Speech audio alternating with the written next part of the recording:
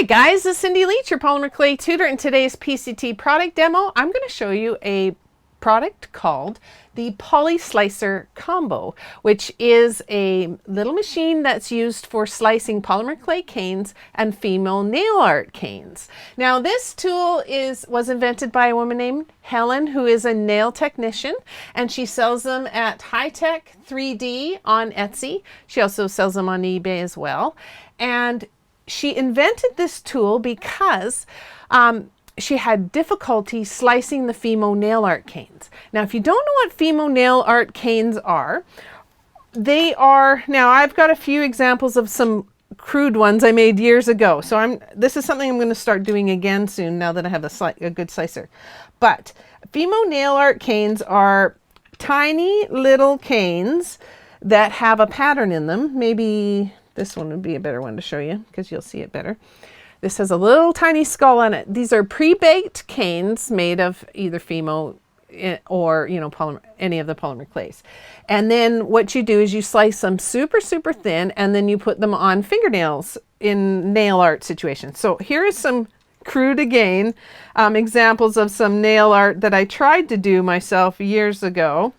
And I couldn't slice them very thin, and I had trouble, and I'm not really a nail artist if you can tell by my nails. But this is the same problem that Helen had. She was trying to slice them with the blades that she got, razor blades and stuff, and she couldn't get them thin enough to do a really nice job. So her husband also creates prototypes. So she designed this tool, and then he built it for her. And she made this one specifically for me, and she calls it Punky Purple. And I thought that was really fun that she made a purple one for me. Now, the way it works is you can, this is the combo tool. She has a few variations, a junior and a Polyslicer 1 and a Polyslicer 2. But this is probably the most versatile set that she has, the combo. And there's a blade here, obviously, and it's very, very sharp. And then it has this base at the bottom that slides off, and you can replace it for the other one. Now, it can do square canes and round canes of a whole bunch of different sizes. Now, it can do unbaked canes or baked canes. Now, I've got a square cane, and what you would do is you would just sit it in the slicer here. You would look at how thick you wanted to slice it. I'm kind of in a funny angle here, so I'll just do it from here. And then just line it up and then slice down, and you can get really thin slices. Now the very first one is always crooked because you're probably not square anyways. So what I should have done probably was cut a thicker one to start with. And it's just so cool how nice and straight and you can cut these slices. But it's real easy. Just try to get my hand out of the way. And it just does these perfect thin slices. Now, if you're trying to do the baked cane and you're trying to do just like wafer thin, what I'll show you to do there is you slide out and get the smaller one. And I've got these little pre-baked ones. Here's a little flower one that's pretty. You can put it in here and then just slice it just super, super thin. Super thin. And it takes a little bit of practice, but you can just start slicing them one at a time. Just paper thin.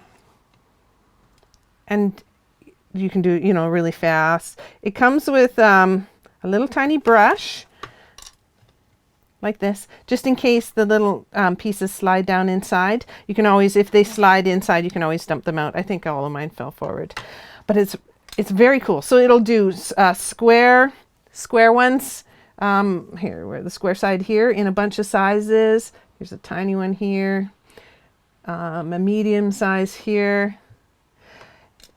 And it does the round ones, so you can do like this one's too big for that one.